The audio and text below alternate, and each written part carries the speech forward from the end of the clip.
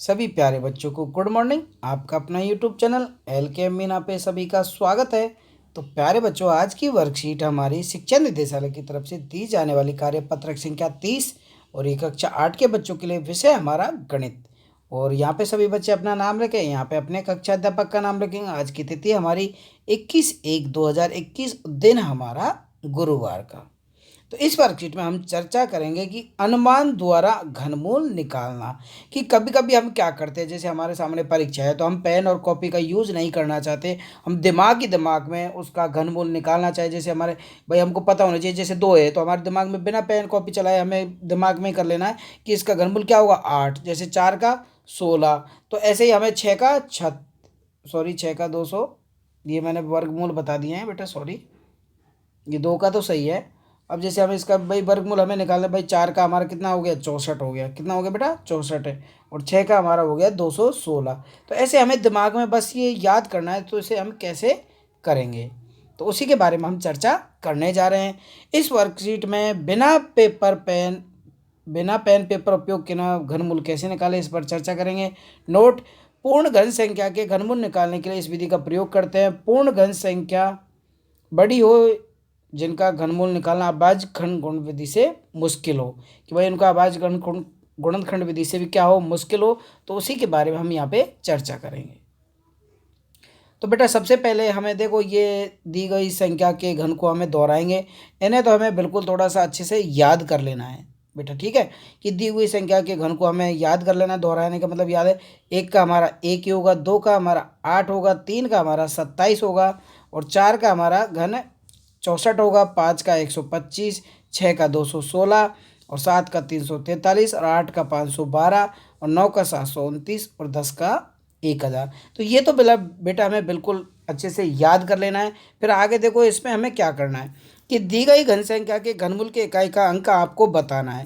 तो आपको इसको भी कॉपी में करना है, ठीक है। अब जैसे हमें 6 का इकाई अंक आपको हमेशा याद रखना है। 6 के इकाई का अंक कि भाई क्या होगा, जैसे हम 6 का इकाई का अंक हमेशा 6 होगा, ये बेटा हमें याद करना है, ठीक है। अब 9 का इकाई का अंक क्या होगा, हमेशा 9 ही होगा, ध्यान रखना है, ठीक है। 9 के इकाई का भाई 9 का हम घनमूल निकालेंगे, भाई घनमूल के इकाई का अंक कहाँ पे बताएं। अब वही दोबारा 6 का हमारा वही 6 हो जाएगा, 5 का हमारा बेटा 5 ही रहेगा, ठीक है। 6 का हमारा 6 ही रहेगा। अब 7 का हमें निकालना है इकाई का अंक, तो बेटा इसका 3 हो जाएगा। इसका मैं कलर चेंज करके बता देता हूँ। 7 का क्या हो जाएगा बेटा, 3 हो जाएगा इकाई का अंक। देखो आप इसमें इधर देख सकते हैं, 6 का वही हमारा 6 रहेगा, 5 का हमारा 5 ही रहेगा, और 2 का हमारा बेटा 8 हो जाएगा। तो जिन जिन के इकाई अंक हमें याद करने, तो बेटा इनके इकाई अंक हम लास्ट के देख लेने, तो उसी हिसाब से हमें इन्हें याद भी रखना है। कभी कभी ये भी पूछ लिया जाता है कि भाई ये संख्या का इकाई अंक बताओ, तो आपको 6 का भाई इकाई अंक हमेशा 6 ही रहेगा। तो ये चीज़ हमें बिल्कुल नॉर्मल तरीके से याद कर लेनी है, दिमाग में बैठा लेनी है। अब देखते हैं हम आगे क्या कह रहा है इस वर्कशीट में, और कि अनुमान विधि द्वारा घनमूल निकालने के नियम: दी गई संख्या को 2 भागों में बांटना। सबसे पहले कोई भी हमें संख्या दी है तो उसे हमें 2 भागों में बांटना है। कि जैसे ये हमें संख्या दी गई है कि ये दी गई है 110 592 को 2 भागों में हमने बांटा। एक हमारा समूह हो गया 110, दूसरा हो गया हमारा 592। चाहे हम इनको पहले कर सकते हैं कि पहला समूह हम इधर से देखेंगे 592 और 110, तो पहला समूह हमारा 592 होगा, दूसरा समूह हमारा 110 हो गया। अब चरण 1 से ही हम करके देखते हैं। दी गई संख्या के समूह बनाए जिसमें 3 अंक हो। कि जिस भाई हमें सबसे पहले इसके 2 समूह हमें बनाने हैं, ठीक है, जिसमें 3 अंक को। समूह बनाते समय इकाई से शुरुआत करें, हमें इधर से शुरुआत करनी है। कि जैसे हमने कोई संख्या यहाँ पे ये इसी को पढ़ लेते हैं, ठीक है, यहाँ पे ये दी गई है। तो बेटा आप सभी को पता है संख्या पढ़ना, इकाई, दहाई, सैकड़ा, हजार, 10,000, लाख, 10 लाख, करोड़, 10 करोड़, अरब, 10 अरब, इधर से तो हम पढ़ते जाते हैं, तो हम इधर से ही शुरुआत करते हैं, ठीक है। अब आगे क्या कह रहा है कि सुविधा के लिए प्रत्येक समूह पर बार लगाएं। सुविधा के लिए क्या है, हमें बार लगा देना है। ऐसे हमें बिल्कुल इसके ऊपर नीचे कहीं भी हम बार लगा सकते हैं। यह पहला समूह होगा बचे हुए संख्या को दूसरा ग्रुप से, अब जो संख्या बचती है वो दूसरा ग्रुप हो जाएगा। दूसरे चरण में क्या करें, समूह के इकाई का अंक, तो भाई समूह के इकाई का अंक, जैसे इकाई का अंक स्थान, तो बेटा इसका 2 है, तो इसका इकाई का अंक स्थान क्या हमारा बनेगा 2 का, आपने अभी पढ़ा 8, तो ये हमें याद रखना है। घनमूल के इकाई का स्थान के अंक को निर्धारित करेगा। उदाहरण, घन संख्या के स्थान का इकाई का अंक 8 है, तो उसको हम इस रूप में लिख सकते हैं। तो घनमूल के इकाई का अंक का स्थान अंक 2 होगा। क्या होगा बेटा इकाई का अंक 2। तो ये हमें बिल्कुल अच्छे से दिमाग में बैठा लेना है।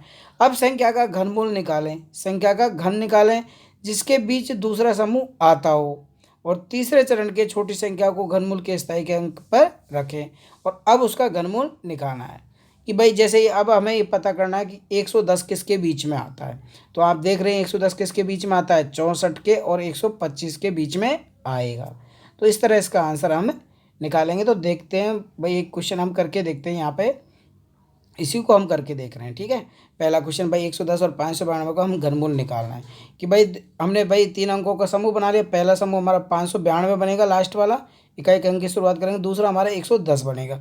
अब पहले समूह के इकाई का अंक क्या है बेटा, 2 है। क्या है बेटा इकाई का अंक 2, ये हमारा 2 है।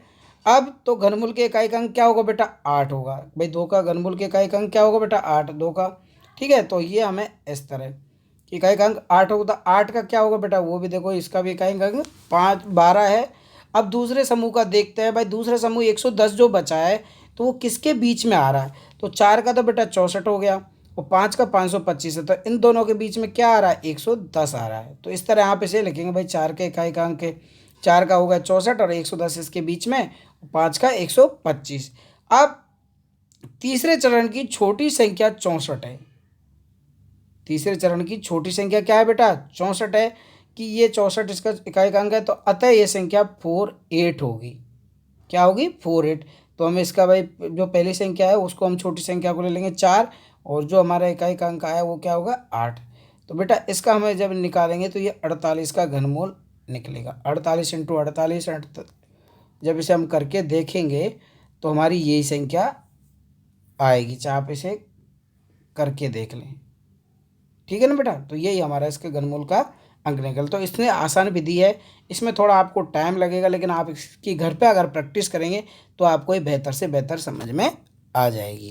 ओके बेटा, तो यही यहाँ पे सेकंड भी दिया हुआ है कि प्रश्न अनुमान विधि दिया हुआ 175 और 76 का निकालेंगे। तो पहला समूह हमारा 3 अंक को बन जाएगा 576 कि हमें ध्यान रखना है उसे 3 अंकों में बांटना है। अगर कोई संख्या 5 दे रखी है, 7 दे रखी है तो पहले हमें 3 फिर उसे हमें जो भी संख्या बचती है तो उसको हमें दूसरे समूह में लिखना है। जैसे ये 175 76 दे रखी है तो पहला हमारा समूह बन जाएगा 576, दूसरा हमारा बन जाएगा 17। तो पहले समूह के इकाई का अंक क्या हो गया, 6 का कितना इकाई का अंक क्या होगा बेटा, 6 ही रहेगा।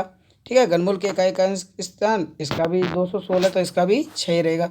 अब दूसरे समूह का जो कि 2 और भाई 2 17 किसके बीच में, 2 और 27 के बीच में, 2 का 8 रहता है। यहाँ पे गलत मिस्टेक है, 2 का 8 रहेगा और 3 का हमारा 27 रहेगा। तो इस तरह हम इसे लिखेंगे। ठीक है, तो फिर जो उसके इकाई का अंक है भाई ये 2 को हम सबसे पहले छोटी संख्या का लिख लेंगे क्योंकि इसी से भाई इससे तो बड़ा है। फिर इसके इकाई का अंक को हम यहाँ लिख देंगे। ठीक है बेटा, तो इसके ये हम इसका आंसर हो जाएगा भाई। ये आता है, ये संख्या कितनी है, 26। ओके, अब आगे देखते हैं बेटा और अच्छे से समझने के लिए। आप बेटा इसकी घर पे प्रैक्टिस करोगे तो आपको बेहतर से बेहतर समझ में आ जाएगा। एक बार आप घर पे प्रैक्टिस करके देखें कि यहाँ पे ये संख्याएं दी हुई हैं तो इनका हमें अनुमान विधि द्वारा संख्याओं का घनमूल निकालना है। तो बेटा 1 2 आपको मैं बता देता हूँ, बाकी आप घर पे स्वयं करेंगे। ओके, तो आप देखें कि भाई जैसे हमें पहली संख्या दे रखी है 11,769।